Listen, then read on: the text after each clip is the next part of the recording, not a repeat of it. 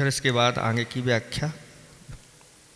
सोस्त्यात्मा सोपि योगोऽयं कर्माद्धेतु फलावयः यो ग्राह्यो ग्राह्यनाद्यन्तः स्थित्युत्पत्ति व्यात्मका।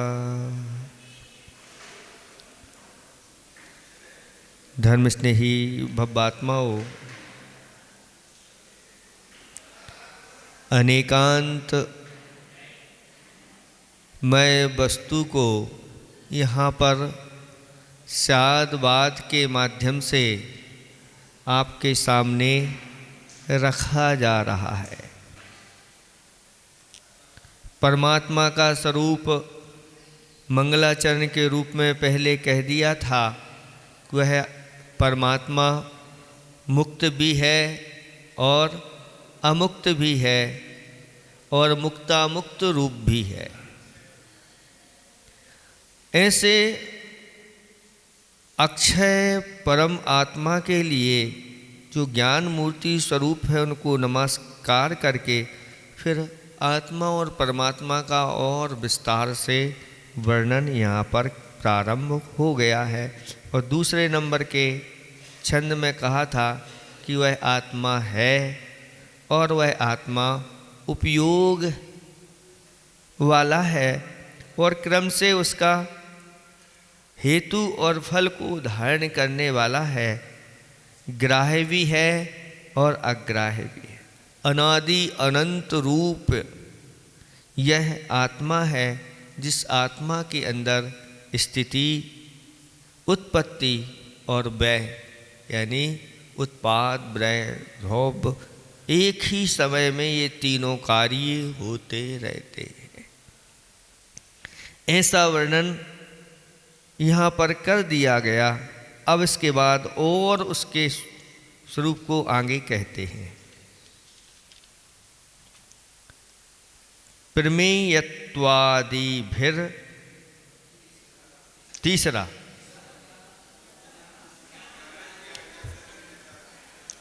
क्या है? इसमें तीसरा दिया है, वो चौथा है ज्ञानाद भिन्नु नवचा भिन्नु।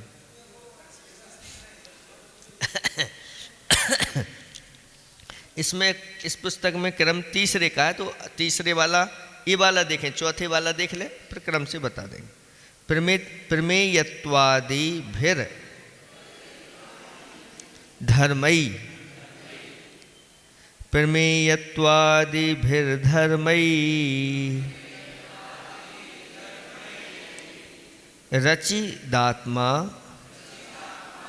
चिदात्मकः, रचिदात्मा चिदात्मकः ज्ञान दर्शन तस्तस्मात्, ज्ञान दर्शन तस्तस्मात् चेतना चेतनात्मकः, चेतना चेतनात्मकः प्रमेयत्वादिभिर्धर्मैः रचिदात्मा चिदात्मकः ज्ञान दर्शन तस्तस्मात् चेतना चेतनात्मकः। पढ़ो।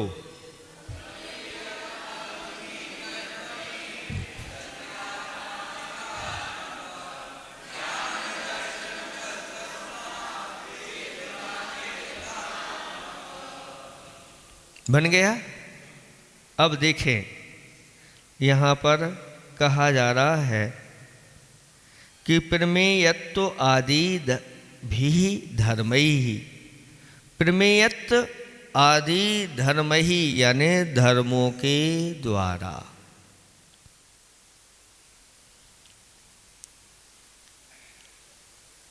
अचित आत्मा, आत्मा कैसा है?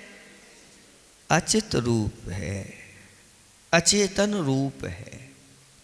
अभी तक तो आप पढ़ते आए थे कि आत्मा चेतन रूप है। देखो, महान आचार्य भगवंत अकलंक स्वामी कह रहे हैं कि ये भव्यात्मा, अगर तू ऐसी एकांत धारणा बनाता है कि यह आत्मा एकांत से चेतन ही है, तो ये तेरी धारणा अभी पूरी सही नहीं है। अनेकांत दृष्टि अभी आपकी आई नहीं है। इसलिए यहाँ पर कहा जा रहा है, सभी लोग इसके लिए चेतन तो सभी ही कहते हैं, लेकिन अचेतन कहने का साहस अकलंक स्वामी जी कर रहे हैं। वो कहते हैं यह अचित रूप है। क्यों?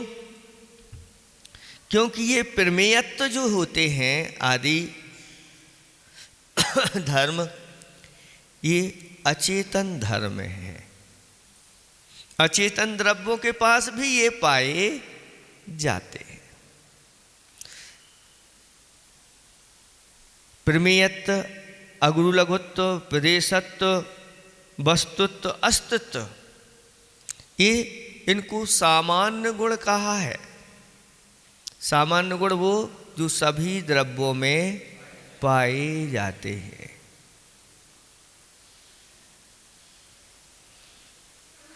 अब देखें, इसमें सबसे पहले इन्होंने क्या रखा? प्रमेयत्व। ये प्रमेयत्व गुण या प्रमेयत्व शक्ति है, जिस शक्ति के निमित्त से द्रव्य प्रमाण अर्थात ज्ञान का विषय अवश्य होता है। संसार में कोई भी वस्तु हो, वह ज्ञान का विषय अवश्य बनती है। हम ये सोचें कि हम कुछ भी करते रहे, हम किसी के ज्ञान के विषय नहीं बनेंगे, तो ये हमारी भूल है। हर एक पदार्थ ज्ञान का विषय बन रहा है। किसका विषय बन रहा है? कौन के ज्ञान का विषय बन रहा है? तो अनंतानंत सिद्ध परमेष्टि है, केवल ज्ञानी है, उनके ज्ञान का विषय समस्त विश्व बन रहा है। केवल ज्ञानी जितने हैं, उनके केवल ज्ञान में सब जानना हो रहा। हमें सोचें कि मुझे कोई नहीं जान रहा है, तो ये हमारी भूल है। हमारी क्रियाओं को कोई नहीं जान रहा है। आप कोई भी गुप्त क्रिया करोगे, वो सब उजागर हो रही है। ये बहुत महत्वपूर्ण बात। इसलिए गुरु महाराज ने अपने दोनों शिष्यों की परीक्षा के लिए भेजा। लो, ये चने देते हैं तुम्हारे लिए, और ऐसे स्थान पर जाकर के खाना जहां कोई देख नहीं रहा। उन गुरु का जो पुत्र था वो मूरखचंद था, और जो दूसरा शिष्य था बहुत होशियार था। गुरु महाराज इसको बहुत प्रोत्साहन देते, इसको डांट पीट लगती थी। तो उसकी माँ कहती थी कि तुम इसको पास इस प्रकार का व्यवहार क्यों करते हो? तो उन्होंने कहा कि देख लो, अभी बताते हैं। और परीक्षा दोनों की गई, और दोनों को चने दिए गए, और कहा गया कि जाओ, जहाँ कोई नहीं देख रहा हो वहाँ जा कर के खा। और वह तो गया एक कोने में जा कर के, और खा पी करके कोई ने मुझे देखा नहीं। लेकिन जो दूसरा नारद था, उसने, गुरु महाराज ने तो हमें पढ़ाया है कि सर्वज्ञ होते हैं, और सर्वम जानाति इति सर्वज्ञ। भूत, वर्तमान और भविष्य के सभी द्रव्यों को, उनकी पर्यायों को एक साथ एक समय में जानने वाले सर्वज्ञ हैं। और सर्वज्ञ तो देख रहे हैं, और भी जो अवधि ज्ञानी है वे भी देख सकते हैं अवधि ज्ञान लगा करके। मनः पर्यज्ञानी भी मन की बात जान सकते हैं, और मैं, मेरी आत्मा भी तो अभी इस साक्षी हो रही है। और गुरु महाराज ने कहा था कोई देख नहीं रहा हो, सब ये तो संभव नहीं है। और वापस दोनों लौट करके आए और उससे पूछा पर्वत से, हाँ हम तो खा के आ गए, कोई देखने वाला नहीं था। और इसने कहा कि नहीं, कोई मुझे ऐसा स्थान ही नहीं है जहाँ कोई देख नहीं रहा, इसलिए मैंने इसका भक्षण नहीं। समझ में आ गया गुरु महाराज को। ये तो पूरा सब पढ़ाने के बाद भी बुद्धि होते हुए भी विवेक के साथ अगर बुद्धि है तो कार्यकारी हो जाती है, नहीं तो बुद्धि भी बिगाड़ करा देती है, ऐसी स्थिति। तो प्रमेयत्व गुण की ये ऐसी शक्ति है, इस शक्ति के माध्यम से वह प्रत्येक वस्तु जो द्रव्य है वह किसी न किसी के ज्ञान का विषय अवश्य बनती है। चाहे पुद्गल हो, चाहे धर्म द्रव्य हो, अधर्म द्रव्य हो, आकाश हो, काल हो, चाहे जीव द्रव्य हो, सब इसके पास, द्रव्य के पास ही ऐसी शक्ति है, ये गुण है, ये सामान्य गुण है। चाहे चेतन पदार्थ हो, चाहे अचेतन पदार्थ हो, सबके अंदर ये गुण विद्यमान रहता है, जिससे वह वस्तु किसी न किसी के ज्ञान का विषय बन जाती है।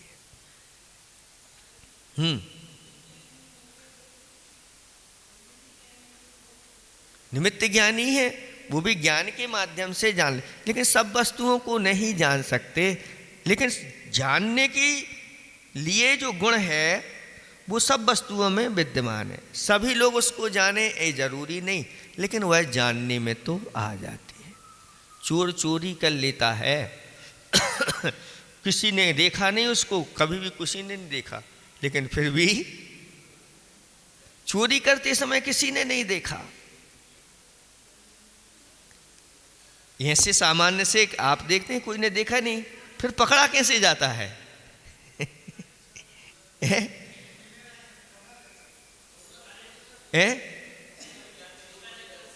कैसे पकड़ा जाता है? वो भी ज्ञान का विषय, तो वस्तु ज्ञान का विषय बनेगी, और कोई ना कोई किसी ना किसी रूप में पकड़ लेगा। किसी ने नहीं भी देखा है तो भी पकड़ लेते हैं, शक करके पकड़ तो लो, बाद में देखा जाएगा। और जब पिटाई लगती है तो वह स्वीकार कर लेता है। तो यहाँ पर ये प्रमेयत्व गुण जो है ना, अचेतन गुण है, चेतन गुण नहीं है, क्योंकि यह सामान्य गुण है और सबके पास विद्यमान है। इस पेंसिल के पास भी है तो इस माइक के पास भी है, सबके पास ये प्रमेयत्व गुण विद्यमान रहता है, ये प्रमेयत्व शक्ति। इसलिए वह प्रत्येक वस्तु ज्ञान का विषय बनती चली जाती है। अगर एक प्रमेयत्व गुण ना हो तो फिर वह वस्तु सब ज्ञान का विषय नहीं बनेगी। इसके बाद फिर प्रमेयत्व के बाद और भी गुण हैं। वो गुण है कौन सा है? तो कहते हैं अस्तित्व गुण है। अस्तित्व गुण जिस द्रव्य का जो स्वभाव प्राप्त है उससे कभी वह च्युत नहीं होता। कितना भी हो जाए, एक दूसरे में मिल भी जाएं, पूरे के पूरे श्लोक में एक द्रव्य एक दूसरे में मिले हुए हैं, अन्योन एक दूसरे में प्रवेश करते हैं, लेकिन अपने अपने स्वभाव को नहीं छोड़ते। अनादि काल से यह जीव कर्मों से मिला हुआ है, दूध और पानी की तरह अनादि संबंधित दो शरीर अनादि काल से लगे हुए हैं। लेकिन जीव ने अपना कभी स्वभाव, विभाव में भली परिणत है, विभाव में परिणत हो जाना एक अलग बात है, लेकिन कभी अपना जीव कभी पुद्गल नहीं बना।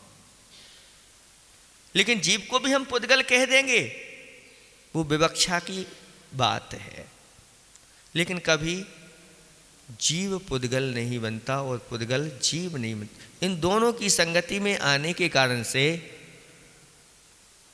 पुद्गल भी जीव जैसा हो जाता है और जीव भी पुद्गल जैसा हो जाता है। ये बात अलग है, लेकिन अपनी अपनी स्वभाव को नहीं, अपना अस्तित्व सभी कायम रखते हैं।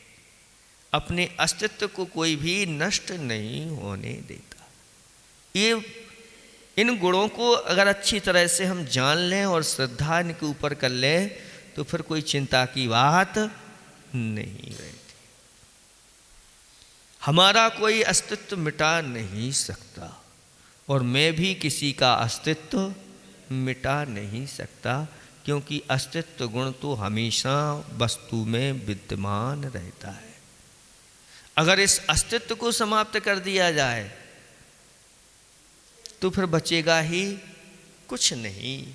सर्व शून्यता पिसंगात, सर्व शून्यता का पिसंग आ जाएगा। इसलिए वस्तु अपने स्वभाव को प्राप्त रहती है, उससे वह कभी च्युत नहीं होती। इसी का नाम अस्तित्व गुण। ये दृढ़ता से बना करके रखो और अपने कर्तव्यों को करते चले जाओ। यहाँ पर अस्तित्व गुण कहता है कि तुम पहले भी थे, अभी भी हो और आगे भी रहो। इस अस्तित्व का आज तक कोई भी मिटा नहीं सका, ना कभी मिटा सकेगा। इसलिए हमारे पास अस्तित्व गुण है तो दूसरी वस्तु के पास भी अस्तित्व गुण है।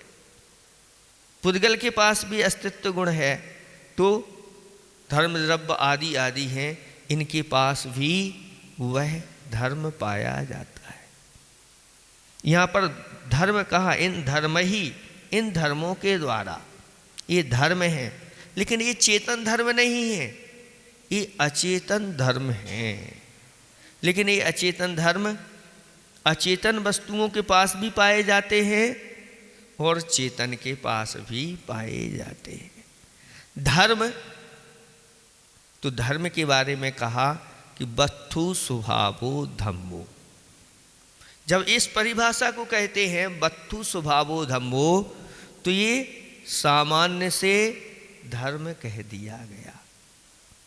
ये सामान्य धर्म हो गया और सामान्य धर्म सभी में विद्यमान रहता है, चाहे वह जीव हो चाहे अजीव हो, चाहे पुद्गल धर्म अधर्म, इन सब में ये वस्तु का अपना अपना स्वभाव विद्यमान रहता है। लेकिन अगर आगे की परिभाषा कहें कि 10 बिहो उत्तम क्षमादि 10 बिहो धम्मो, इसको कहेंगे तो अब ये विशेष हो गया,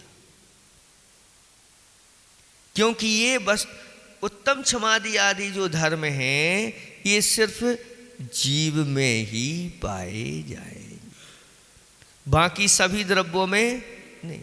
ऋणत्रयम् च धम्मो, ये सिर्फ जीव में ही रत्नत्रय पाया जाएगा और कहीं नहीं, ये विशेष हो गया। जीवाणम रक्षणम धम्मो, ये सिर्फ जीव में ही पाया जाएगा। चारित्रम खलु धम्मो, ये जीव में ही पाया। दंसण मूढ़ो धम्मो, ये सब जीव में ही पाए जाए। तो जब ये जीव में ही पाए जाएंगे तो ये विशेष धर्म हो जाते हैं।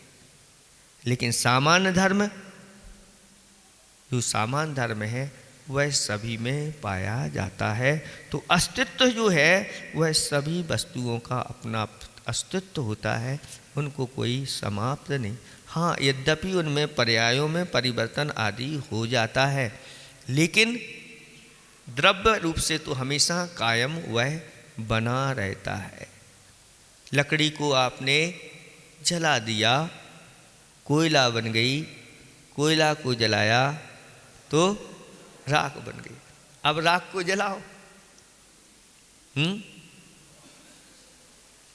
राख को क्या करोगे? इसको भस्म, अब वो स्वयं भस्म बन गई है ना, अब स्वयं भस्म है। ये कहते भस्म बनाई है, कोई वस्तु को जला आदि करके वो भस्म बना, अब भस्म बन गई है तो अब इसको क्या भस्म करोगे? इसको आप समाप्त, कहीं घोल भी दोगे तो भी वह पर्याय रूप में परिवर्तन हो जाएगा। द्रव्य का परिवर्तन पर्याय रूप से होता है, द्रव्य रूप से तो वह बना रहता है। इसलिए अपने अस्तित्व, इस गुण को अच्छी तरह से जानो और जान करके इस प्रकार की श्रद्धा रखो। ऐसा अस्तित्व गुण पर श्रद्धा रखने वाला व्यक्ति फिर घबराता नहीं, हमारा अस्तित्व कोई समाप्त नहीं कर सकता है। अस्तित्व और ध्रुव, सत जो होता है वह सत तीन रूप हुआ करता है। सत माने अस्तित्व है, अस्तित्व जो है वह तीन रूप में विद्यमान रहता है, एक ध्रुव रूप से और साथ साथ में उत्पाद और व्यय। एक ही समय में तीनों, अलग अलग समय में नहीं, एक ही समय में उसमें ध्रुव रूप भी है, उत्पाद भी है और व्यय भी है। ध्रुव रूप जहाँ पर है तो वहाँ पर द्रव्य की मुख्यता रहती है, और जहाँ उत्पाद और व्यय होता है वहाँ पर्याय की मुख्यता रहती है। बस इतना है। द्रव्य ही जिसका प्रयोजन है वह द्रव्यार्थिक न्याय कहलाता है, और पर्याय ही जिसका प्रयोजन है वह पर्यार्थिक न्याय होता है। बस प्रयोजन अपना देखना है, बाकी तो ये सारी एक ही वस्तु में, ये सारे एक ही धर्म नहीं है, अनेक धर्म हैं, अनंत धर्मात्मक वस्तु कही गई। ये तो हम चर्चा कितनी की कर सकते हैं, 2 4 6 की ही चर्चा कर सकते हैं, लेकिन अनंत धर्म है। एक ही पदार्थ में विरोधी धर्म भी उसी समय उसमें विद्यमान है। इसलिए आचार्य भगवान कहते हैं वस्तु होती अनंत धर्मात्मक होती है, उसके अनंत धर्मों को कह नहीं सकते। ये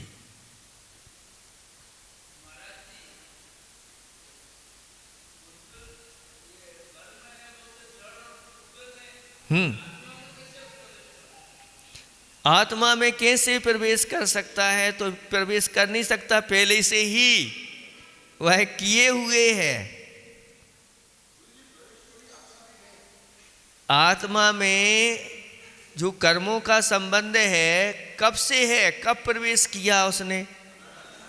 कोई आदि नहीं है, पहले से ही वह प्रवेश है।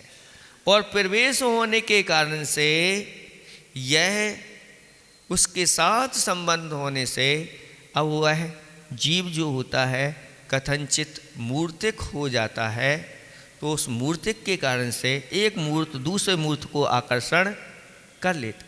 अगर अमूर्तिक हो जाए तो फिर कोई इसका बिगाड़ नहीं सकता, लेकिन आत्मा एकांत से अमूर्तिक नहीं है। आगे जाके इन सब चीज़ों को खोलते हुए चले जाएंगे। इसलिए कर्मों का संबंध अनादिकाल से है, तो उसके कारण से आत्मा का जो स्वभाव है वह त्रोहित हो जाता है, और त्रोहित होने के कारण से वह फिर कर्म बंधन की प्रक्रिया साथ में प्रारंभ चालू रहती है। ऐसा जान, तो ये अस्तित्व गुण है। इस अस्तित्व गुण भी ये सभी पदार्थों में होने के कारण से इसको अचेतन कहा गया है। फिर इसके बाद वस्तुत्व गुण होता है। वस्तु यानी सामान्य विशेषात्मक वस्तु। वस्तु सामान्य रूप भी होती है और विशेष रूप भी होती है। द्रव्यार्थिक न्याय की अपेक्षा से वस्तु सामान्य है, और पर्यार्थिक न्याय की अपेक्षा से वस्तु विशेष हो जाती है। तो ये भी वस्तुत्व धर्म भी सभी द्रव्यों में, पदार्थों में पाया जाता है, इसलिए यह भी अचेतन है। उस वस्तु का जो भाव होता है वह वस्तुत्व गुण कहलाती है। फिर इसके बाद नंबर आता है द्रव्यत्व गुण का। द्रव्यत्व गुण जो अपने अपने प्रदेश समूह के द्वारा अखंडपने से अपनी अपनी स्वभाव विभाव पर्यायों को प्राप्त हो चुका है, हो रहा है अथवा होगा, वह द्रव्य है। और द्रव्य का जो भाव होता है उसको द्रव्यत्व गुण कहते हैं। प्रत्येक वस्तु के पास यह द्रव्यत्व गुण है जो अपने अपने प्रदेश समूह से तो अखंड रूप रहता है। प्रदेशों में कभी भी खंड खंड नहीं होते, प्रदेशों के अनुसार तो वह अखंड रूप से बना रहता है, लेकिन अखंड रूप से बना रहते हुए भी पर्यायों में परिवर्तन होता रहता है। तो पर्याय उत्पन्न हुई निकल गई, उत्पन्न हुई निकल गई है। पर्यायें तो प्रति समय उत्पन्न हो रही हैं, निकल रही हैं। नई नई पर्यायें उत्पन्न होती हैं, निकल जाती हैं, उत्पन्न हो रही हैं, निकल रही हैं। जैसे जल में तरंगें उत्पन्न होती चली जाती हैं, समाप्त होती, उत्पन्न होती, समाप्त होती चली जाती। ऐसे ही प्रत्येक वस्तु के पास इस प्रकार की पर्यायें उत्पन्न होती रहती हैं और नष्ट होती रहती हैं, लेकिन वह प्रदेशों की अपेक्षा से तो अखंड होता है। खंड कभी नहीं होते ना, जितने प्रदेश जिस वस्तु को मिले हुए हैं उतने प्रदेश उसमें पाए जाते। पुद्गल में थोड़ी सी व्यवस्था अलग रहती है। पुद्गल को छोड़ दें, क्योंकि पुद्गल के पास एक प्रदेश भी है और बहु प्रदेश भी है, असंख्यात प्रदेश भी हैं और अनंत प्रदेश भी हैं। किस कारण से? तो स्कंद और अणु आदि के माध्यम से उसमें। लेकिन जीव में ऐसा नहीं मिलेगा आपको।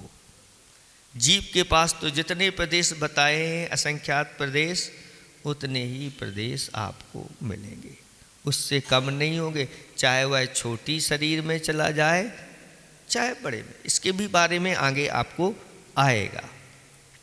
ऐसे ही सभी द्रव्यों के प्रदेश बताए हैं। जैसे धर्म द्रव्य के प्रदेश जितने बताए उतने ही रहेंगे, इसमें कम बढ़ नहीं होंगे। अधर्म द्रव्य के असंख्यात प्रदेश बताए वो भी उतने हैं। काल द्रव्य के जितने बताए उतने ही रहेंगे। आकाश के जितने बताए उतने ही उसमें रहेंगे, उसमें गड़बड़ नहीं होते। आकाश को दो भागों में बांट जाता है, ये बात अलग हो जाती है कि लोकाकाश के असंख्यात प्रदेश, और वैसे तो आकाश अनंत प्रदेशी है, लेकिन यह बटा नहीं है, वो तो मान लिया है क्योंकि उतने में लोक रहता है तो उसको लोकाकाश संज्ञा दी गई।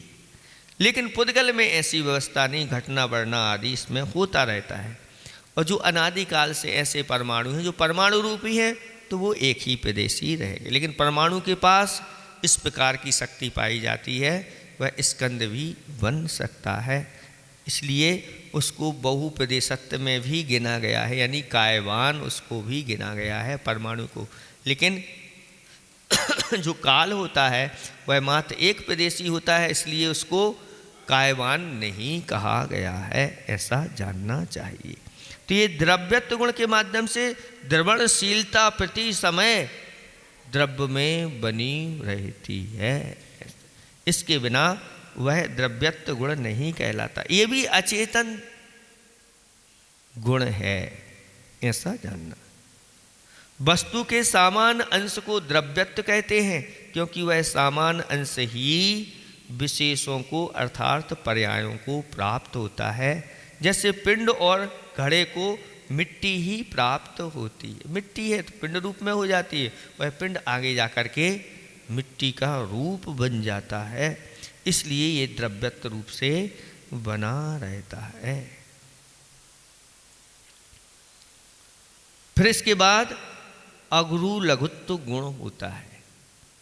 अगुरु लघुत्व गुण जो सूक्ष्म है, वचन के अगोचर है, प्रति समय परिणमनशील है और आगम प्रमाण से जाना जाता है, वह अगुरु लघु गुण होता है, जिसके माध्यम से प्रति समय उस द्रव्य में सटगुण हानि वृद्धि होती रहती है। और ये भी अगुरु लघु गुण सभी द्रव्यों में पाया जाता है, इसलिए यह सामान्य गुण है और अचेतन गुण इसके लिए कहा गया है। अगुरु लघु गुण संसारी जीवों में भी है और मुक्त जीव में भी पाया जाता है। ये अगु लघु एक सामान्य से है, वो अगुरु लघुत्व गुण एक प्रकट हो जाना जो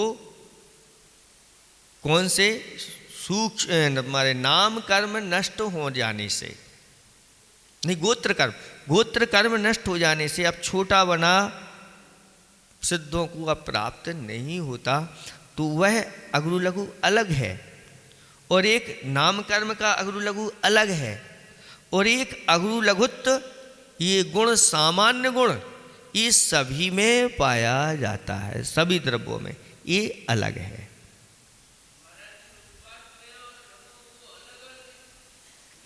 एक ही समय में उत्पाद व्यय और द्रव्य वस्तु में होता रहता है। उसी समय वस्तु नष्ट हुई तो उसी समय पर्याय भी नई उत्पन्न हुई, और उसी समय वह द्रव्यत्व रूप से कायम है, द्रव्य रूप से वह अपने अस्तित्व को कभी नष्ट नहीं करता। इसके कारण से उसी समय में ये तीनों चीज़ें एक समय वर्ती आचार्य भगवंतों ने कही गई, अलग अलग नहीं। और गुण और पर्याय भी अलग अलग नहीं रहती द्रव्य से, है ना, कि द्रव्य अलग रहता हो, गुण अलग रहते हो और पर्याय अलग रहती हो, ऐसा नहीं। इसी प्रकार से ऐसा नहीं कि द्रव्य यहाँ पर शुद्ध हो और पर्याय उसकी अशुद्ध हो। अध्यात्म ग्रंथों में तो इस प्रकार से कहा है कि आत्मा तो सिद्ध के समान शुद्ध निर्विकार परमानंद स्वरूप है। सुन रहे हैं आप लोग? तो ये कहा तो है, लेकिन आत्मा एकांत से ऐसी नहीं है। हमारा धर्म अनेकांत में, आत्मा किसी अपेक्षा से ऐसी भी है। और जो इस प्रकार से एकांत को धारण कर लेते हैं और सबसे कहते फिरते हैं भैया हमारी आत्मा तो शुद्ध बुद्ध निर्विकार निरंजन स्वरूप सिद्धों के समान है, हमें कोई चिंता की बात नहीं, और भोजन करते हुए भी आहा आनंद लेते रहते हैं, पाप कार्य करते हैं और फिर भी अपनी आत्मा को इस प्रकार से कहते हैं तो ऐसा एकांत से नहीं कहना चाहिए, किसी विवक्षा से कहा। अगर ऐसा कहते हो, ऐसा एक मान लो कोई व्यक्ति कहते थे, तो वहीं पर अब परीक्षा के लिए एक बालिका बैठी हुई थी। उस बालिका से एक व्यक्ति ने कहा, माँ यहाँ से किसको? तो वो जो पंडित जी बैठे हुए थे वह कहते हैं, क्या तुम इतना भी व्यवहार नहीं कि माँ है क्या अभी? तो उन्होंने सज्जन ने कहा कि अभी माँ नहीं है, लेकिन आगे तो माँ बनेगी, इसीलिए हम इसको अभी माँ कह रहे हैं। तो वो पंडित जी कहते, व्यवहार इससे तो व्यवहार बिगड़ जाएगा। तो वही तो पंडित जी बताना चाह रहे हैं कि अगर इन्हीं को सब सिद्ध मान लोगे तो फिर व्यवहार बिगड़ जाएगा, कोई भी दीक्षा धारण नहीं करेगा, कोई तप नहीं करेगा, कोई सिद्ध होगा ही नहीं, क्योंकि हम तो सिद्धों के समान शुद्ध हैं। अगर ऐसी एकांत से धारणा बना ली जाए तो फिर आगे कोई तप आदि के लिए बढ़ेगा नहीं, व्रत कोई ग्रहण नहीं करेंगे और ये व्यवहार का लोप हो गया तो फिर निश्चय का भी लोप हो जाएगा। संसार का एक किसी का भी आप लोप कर दो, चाहे मोक्ष का लोप कर दो चाहे संसार का। अगर मोक्ष का लोप कर दोगे तो संसार का लोप हो जाएगा, और संसार का लोप करोगे तो मोक्ष का लोप, कुछ भी बचेगा नहीं। इसलिए अच्छी तरह से इन सब चीज़ों को समझ करके सिद्धांत हमें अपना पक्का बनाना है यहाँ पर विशेष रूप से आत्मा का स्वरूप बताया जा रहा है और कहा जा रहा है कि उसके पास जो अगुरु लघुत्व गुण है उसके प्रति समय उसमें वह परिणमनशील वह हो रहा है।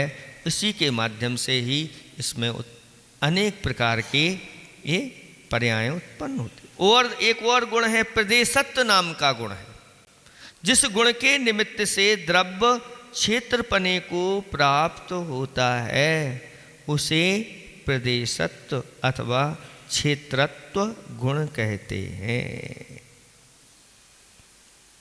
जिस गुण के निमित्त से द्रव्य क्षेत्रपने को प्राप्त हो जाता है, जहाँ भी है वह उस क्षेत्रपने को प्राप्त हो जाता है, उसको प्रदेशत्व गुण कहते हैं। सबके पास अपने अपने प्रदेश होते हैं, उन प्रदेशों के माध्यम से वह द्रव्य अपने स्थान को बना लेता है। तो ये हो गए सामान्य। और भी ऐसा कहा गया है कि चेतनत्व, अचेतनत्व, मूर्तत्व और अमूर्तत्व इनको भी सामान्य गुणों में ग्रहण किया गया है। ये भी सामान्य है। चेतनत्व, अचेतनत्व, मूर्तत्व, अमूर्तत्व 10 सामान्य गुणाः, वो 6 तो बताई हैं, लेकिन इनमें भी कुछ ऐसे गुण हो जाते हैं जो कहीं कहीं ये सामान्य हो जाते हैं और कहीं कहीं जो 4 बताए बात के ये विशेष भी हो जाते हैं। चेतनत्व और अचेतनत्व, मूर्तत्व और अमूर्तत्व, ये 4 हैं। ये 4 कहीं कहीं सामान्य भी हो जाते हैं और कहीं कहीं विशेष भी हो जाते हैं। अपनी जाति की अपेक्षा से यह विशेष भी हो जाते हैं, ऐसा भी होता है। अब देखें इन विशेष कैसे होते हैं, तो देखें विशेष गुण बताए गए हैं, वह विशेष गुण हैं 16। विशेष गुण 16 कौन से हैं? तो ज्ञान, दर्शन, वीर, सुख और वीर, ये 4 हैं। ये किस में पाए जाते हैं? जीव में पाए जाते हैं। तो ये विशेष गुण हो गए। स्पर्श, रस, गंध, वर्ण, ये पुद्गल में पाए जाते हैं, तो ये विशेष हो गए, पुद्गल की अपेक्षा से विशेष हो गए। गति, हेतुत्व, ये धर्म द्रव्य में पाया जाता है, तो ये विशेष हो गया क्योंकि उसमें ही पाया जाता है। स्थिति हेतु नहीं, हाँ, स्थिति हेतु ये अधर्म द्रव्य में पाया जाता है, तो उसकी अपेक्षा से ये विशेष हो गया। अवगाहन हेतुत्व, ये आकाश में पाया जाता है, तो उसकी अपेक्षा से। वर्तना हेतुत्व काल में पाया जाता है, इस अपेक्षा से ये विशेष हो गया। चेतनत्व, ये जीव में पाया जाता है, इसकी अपेक्षा से ये विशेष है। और अचेतनत्व, ये अजीब में पाया जाता है, उसकी अपेक्षा से ये विशेष है। मूर्तत्व, ये पुद्गल में पाया जाता है, इसलिए पुद्गल की अपेक्षा से मूर्तत्व विशेष हो जाता है। और अमूर्तत्व, ये पुद्गल से जो अन्य और चीज़ें हैं उनमें पाया जाता है। इस प्रकार से ये 16 विशेष हो जाते हैं। लेकिन इनमें से चेतनत्व, अचेतनत्व, मूर्तत्व और अमूर्तत्व, ये 4 जो हैं, ये अंत के 4 स्वजाति अपेक्षा तो सामान्य हो जाते हैं और विजाति की अपेक्षा से ये विशेष हो जाते हैं, ऐसा जानना चाहिए। तो यहाँ पर क्या कहना क्या चाह रहे हैं? यहाँ पर ये कह रहे हैं कि जो प्रमेयत्व आदि जो धर्म हैं, ये अचेतन धर्म होने के कारण से, अचेतन गुण होने के कारण से ये आत्मा में इन गुणों की अपेक्षा से आत्मा अचेतन हो जाता है। क्योंकि संगति में आने से ये भी हो जाता। आपने अपने हाथ में छत्ता ले लिया, तो छत्ता की संगति से कोई लोग कहें भैया ये छत्ता, आपका कोई नाम नहीं जानते, तो कहते छत्ता थोड़े से रास्ता दो भैया, तो आपको भी छत्ता कहने लगता है। और छत्ता छोड़ करके आपने और कोई पत्ता पकड़ लिया, तो अब आपको जानते नहीं, तो पत्ता कह करके भैया आपको संबोधन, भैया रास्ता करो, हे पत्ता, कुछ लिए हो सामग्री, उसको भी लेकर के लोग संबोधन कर देते हैं। इसलिए आत्मा के पास अचेतन गुण भी बहुत सारे हैं। उन अचेतन गुणों की अपेक्षा से आत्मा कैसा है? अचित आत्मा, वह आत्मा भी अचित है, ऐसा कहा जा रहा है। और चिदात्मक चेतन आत्मा भी है। वो चेतन आत्मा किसकी अपेक्षा से है? ज्ञान दर्शन तस्मात्। ज्ञान और दर्शन गुण से वह चिदात्मक, वह चेतन स्वरूप है। ज्ञान दर्शन गुण चेतन गुण हैं, इसलिए ये मुख्य गुण इनके माने गए हैं और इससे ही इसकी पहचान होती है। लेकिन ये तो मुख्य है, लेकिन गौण के रूप में और भी असंख्यात क्या अनंत भी गुण इसके पास विद्यमान हैं। उनकी अपेक्षा से ये प्रमेयत्व आदि की अपेक्षा से ये अचेतन है, तो इसकी अपेक्षा से आत्मा अचेतन भी है, अचेतन स्वरूप। तो कथनचित आत्मा चेतन है और कथनचित अचेतन है। एकांत से अचेतन और एकांत से चेतन नहीं, ये यहाँ पर कहा जा रहा है। इसलिए एक बार बात आई और आचार्य श्री ने पंडितों के बीच में रखी। पंडित जी भी कहते हैं ऐसा हो सकता है क्या? क्या आई बात? सिद्ध जीव नहीं है। अब सबकी सुट्टी पुट्टी, बड़े बड़े विद्वान अभी आचार्य श्री क्या सिद्ध जीव नहीं है। कैसे जीव नहीं है? सिद्धा ना जीवा। तो सिद्ध कौन से जीव नहीं है? तो सिद्ध संसारी जीव, घबराओ नहीं, संसारी नहीं है। ये जीवा ना, जो 10 प्राणों से जो जीते हैं अथवा 4 प्राण मूल में हैं। कौन कौन से? आयु, श्वासोश्वास, इंद्री और बल। कोई एक इंद्री होगी, कोई एक बल होगा, श्वास और आयु, ये कम से कम इतने तो होंगे ही होंगे। इसलिए इन प्राणों से जो जीता था, जीता है, जीता रहेगा। वो कौन सा जीव है? वो संसारी जीव है। ये द्रव्य प्राण कहलाते हैं। इसलिए उसमें द्रव्य प्राण के साथ साथ भाव प्राण भी दिए गए हैं। भाव प्राण क्या है? तो चेतना या ज्ञान दर्शन, ये प्राण जो है ना, उपयोग इनके माध्यम से, और द्रव्य प्राण और भाव प्राण, इन जो द्रव्य प्राण और भाव प्राण से जीता था, जीता है, जीता रहेगा, वह जीव है। तो अब जहां द्रव्य प्राणों की मुक्तता रहेगी वहां तो संसारी कहेंगे। लेकिन द्रव्य प्राण के साथ साथ भाव प्राण भी हैं उसके पास, बिना उसके तो होगे नहीं। लेकिन जो सिद्ध भगवान हैं उनके पास ये द्रव्य प्राण नहीं होते, मात्र चेतना प्राण के माध्यम से वह जीते। इसलिए जिनके पास द्रव्य प्राण नहीं, इसलिए वो जीव नहीं है, ऐसा कहा गया है। ये विवक्षा है, और इस विवक्षा को नहीं समझते हुए उद्वेलित लोग जल्दी हो जाते। ये क्या लिखते? एक पुस्तक आचार्य भगवंत की निकली और उसमें नाम दे दिया आकिंचित कर। किसको? मिथ्यात को आकिंचित कर कह दिया कि मिथ्यात कुछ भी नहीं करता। कौन से क्षेत्र में? बंध के क्षेत्र में। तो मिथ्यात कुछ भी नहीं करता, जीरो। हाँ, जीरो। जबकि तो तत्वासूत में आया है कि तो 5 बंध के लिए कारण है। मिथ्यात, अविरति, प्रमाद कसाय योग, ये क्या है? बंध के लिए कारण। और इस पुस्तक में तो लिखा था मिथ्यात आकिंचित कर है। हाँ, तो उस पूरी पुस्तक को अच्छी तरह से पढ़िए, समझिए, फिर सिर्फ टाइटल देख करके ही और आप नहीं, पहले अंतर क्या है उसमें विषय।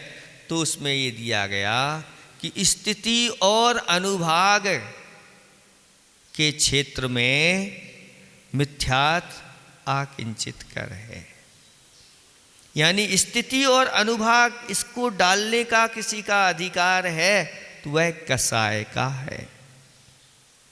कसाय के माध्यम से ही स्थिति और अनुभाग कर्मों में पड़ता है और किसी का इसमें हाथ नहीं होता। योग के माध्यम से प्रकृति और प्रदेश हुआ करते हैं और कसाय के माध्यम से स्थिति और अनुभाग हुआ करता है। तो कसाय ही डालते और बाकी मिथ्यात आदि ये सब नहीं डालते। तो इस क्षेत्र में मिथ्यात आकिंचित कर है, ना कि सर्वथा आकिंचित कर है। इसी प्रकार से सब चीज़ों को जाना जाता है। जब उसकी गहराई में चले जाते हैं तो ये चीज़ें भी मिलती हैं, क्योंकि सारी चीज़ें तो बता नहीं सकते। जहाँ जहाँ जिसकी प्रकार की प्रधानता होती है वहाँ उसका वर्णन हो जाता है। ऐसा यहाँ पर कहा जा रहा है कि वह देखो प्रमेयत आदि धर्मई, प्रमेयत आदि धर्मों के द्वारा अचित आत्मा, अचित रूप है यह आत्मा। और कहीं कहीं इस आत्मा को शरीर भी कह दिया और शरीरी भी कह दिया। व्यवहार नय से औदारिक आदि शरीरम अस अस्ति इति शरीर। व्यवहार नय की अपेक्षा से ये शरीर वाला है, इसलिए शरीरी है। और शरीर वाला होने के कारण से संसार में सभी जीवों का फिर वर्णन शास्त्रों में जीव कह करके कहा गया है। और निश्चय नय से देखा जाए तो ये अशरीरी है, व्यवहार नय से शरीरी है।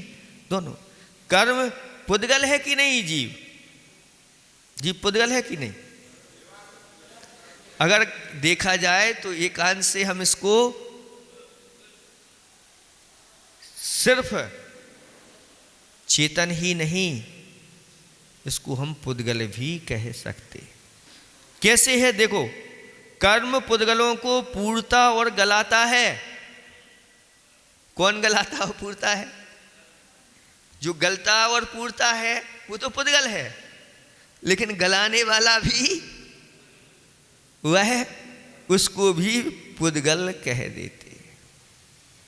गलता सोना है,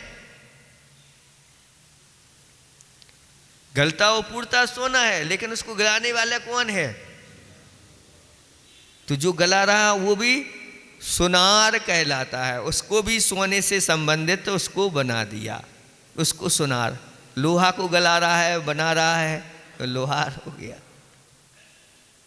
इस प्रकार की संज्ञाएं हो जाती हैं, क्योंकि यह इस पुद्गल को ग्रहण भी करता है और छोड़ता भी, पूरता भी है और मिटाता भी है जीव। इसके कारण से वह पुद्गल कहलाता है। इस प्रकार गरम लोहे के पिंड की तरह बंद की अपेक्षा वह एकत्व को प्राप्त हो जाता है। जैसे गरम लोहे में वह अग्नि प्रवेश कर जाती है तो वह एक मेक हो जाता है, ऐसे ही बंद की अपेक्षा से यह एकत्व को प्राप्त हो जाता है। तत् शरीर प्रणत आत्मा ही, फिर उसको शरीर कह देते हैं। आत्मा को भी शरीर, लेकिन यहाँ एकांत से नहीं करना। जहाँ एकांत से बात होती है वहाँ गड़बड़ी है, बाकी अपेक्षा लगा करके कह रहे हैं तो कह रहे हैं। इसलिए उन ग्रंथों को पढ़ना चाहिए, जैसे आप लोग पढ़ते हैं 6 डाला में, मैं सुखी दुखी मैं रंग राव, मेरे ग्रह धन गोधन प्रभाव, मेरे सुत ते में सबल दीन, बेरूप सुभग मूरख प्रवीण। ये पंक्तियां किसके लिए कही गई? हैं? बताओ, पढ़ी है आपने? ये विपरीत मान्यता वाले जीव के लिए बताए कि मिथ्या दृष्टि की मान्यता ऐसी होती है। मैं अमीर हूँ, मैं गरीब हूँ, मैं गोरा हूँ का मेरी पत्नी पुत्र आदि आदि, ये मिथ्या दृष्टि। फिर सब मिथ्या दृष्टि, फिर तो है ना, स्वधर्मेंद्र भी कहता है ये सच्ची मेरी है, ये मेरी पत्नी है, इतनी मेरी देवियां हैं, आदि आदि सब मेरा वैभव है। छायक सम्यक दृष्टि भी कहता है ये मेरी पत्नी है, ये मेरा पुत्र है, ये मेरा महल है, ये मेरा राज्य है, आदि आदि। और यहाँ तो ये पंक्ति लिखी है, तो जो मान रहा है वो सब मिथ्या दृष्टि हो जाएंगे। तो इसको समझो, वो जो एकांत से ऐसा मानने वाला है, बस यही सब कुछ है, भीतरी आत्मा के सही स्वरूप को नहीं समझ रहा है और इसको ही सब कुछ कह रहा है, उसके लिए ये पंक्तियां दी गई हैं, ना कि उसे जो अनेकांत से समझता है। क्योंकि व्यवहार में तो ये सब बातें होती हैं, इनके बिना नहीं। मैं गोरा हूं कि काला हूं, ये तो व्यवहार में चलता है। मैं धनी हूं कि गरीब हूं, ये व्यवहार में चलता है। सम्यक दृष्टि भी चलाता है इस प्रकार का व्यवहार, और मिथ्या दृष्टि भी चलाता। लेकिन मिथ्या दृष्टि जो है उसको तत्व की सही पकड़ नहीं होने के कारण से उसका वह एकांत रूप होता है, इसलिए उस मिथ्या दृष्टि की बात है, ना कि सम्यक दृष्टि की बात है। नहीं तो सम्यक दृष्टि इस प्रकार से ये करते हुए देखे जाएंगे तो लोग उनको मिथ्या दृष्टि कह देंगे। नहीं, इससे मिथ्यात्व नहीं होता, वह किसी अपेक्षाकृत उनको भी स्वीकार करता है। व्यवहार से सब स्वीकार करना ही पड़ता है, नहीं तो आगे की यात्रा प्रारंभ नहीं होती। तो वह आत्मा प्रमेयत्व आदि धर्मई धर्म द्वारा वह कैसा है? अचित आत्मा, अचित रूप है, और ज्ञान दर्शनतः, ज्ञान और दर्शन गुण से चिदात्मक चेतन रूप है। तस्मात् इस कारण वह आत्मा कैसा है? चेतना चेतनात्मक, वह चेतन और अचेतन रूप दोनों रूप है एक ही समय में। अब इसमें 7 भंग आप बना लो। कथनचित आत्मा अचित्त है ना, या सचित्त नहीं है।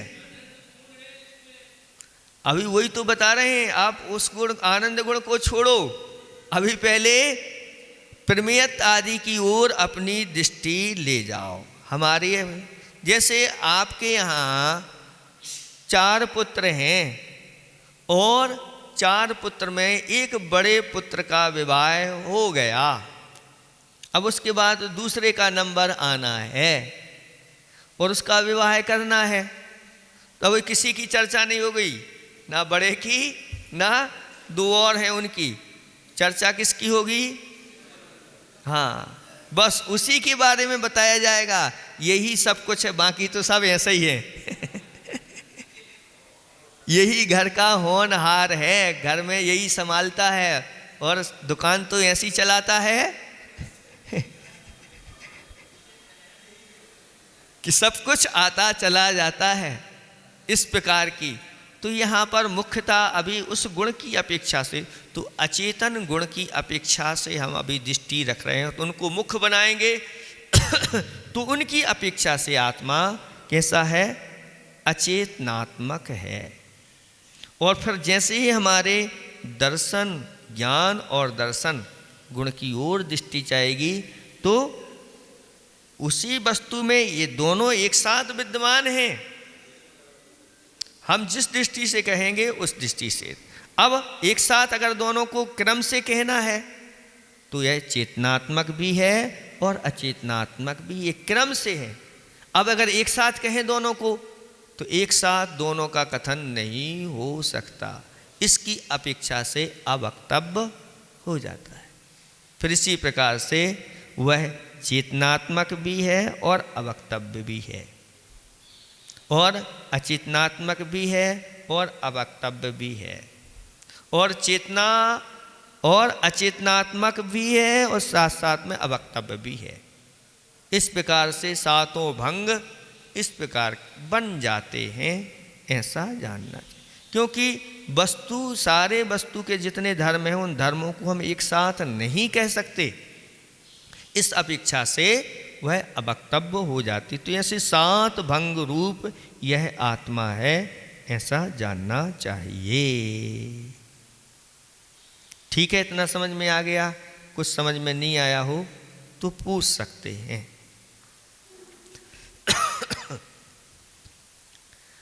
ज़्यादा कुछ समझ में आए चाहे ना आए, इतना समझ लो कि सर्वथा एकांत से किसी वस्तु का ग्रहण हमें नहीं करना। चाहे हम महाराज की बात सुने, चाहे शास्त्र की बात पढ़ें, चाहे भगवान ने कहा हो, वो सब जो कुछ कहा है अनेकांत से कहा है, लेकिन कोई ना कोई एक विवक्षा लेकर के वहाँ पर कथन किया गया है। कहीं व्यवहार की विवक्षा रहती है तो उस ग्रंथ में वो बात मिलेगी, कहीं निश्चय की विवक्षा होती है तो उस अपेक्षा से वह बात मिलेगी, कहीं शुद्ध की विवक्षा होती है, कहीं अशुद्ध की, जिस विवक्षा से होती उस विवक्षा से कथन किया जाता। बस इतना अगर अपन ने जान लिया तो अपन विद्वान हो गए। विद्वानों के बीच में भी बैठे हैं, उसने बहुत सारा स्वाध्याय किया है विद्वान ने सारे ग्रंथों का, और आपने कुछ भी नहीं किया। तो अब लेकिन आपकी धारणा इतनी है कि ये जो कथन है किसी एक अपेक्षा से कहा जा रहा है, सर्वथा नहीं। और आप चाहें तो आप विद्वान से पूछ लें ये किस अपेक्षा से आप कह रहे हो, वह कहेगा इस अपेक्षा से है, तो ठीक है चल जाएगा। नहीं ऐसा ही है तो फिर ये वो बिना पढ़ा लिखा कहेगा एक गलत है, हटाओ। इतनी जल्दी निर्णय कर देते हैं, इतने जल्दी निर्णय हो जाएगा। बस सर्वथा जहाँ शब्द है वहाँ मिथ्या है, और जहाँ अपेक्षाकृत है वहाँ पर सम्यक है। और सब चीज़ों में ये अपेक्षाकृत, क्योंकि वस्तु में एक साथ अनंत धर्म विद्यमान रहते हैं। यहाँ तक कि ये बताया गया कि एक दूसरे से विपरीत धर्म भी एक ही वस्तु में विद्यमान रहते हैं, उसको कथन विवक्षा के अनुसार किया जाता है। बस है सम्यक दर्शन के, हाँ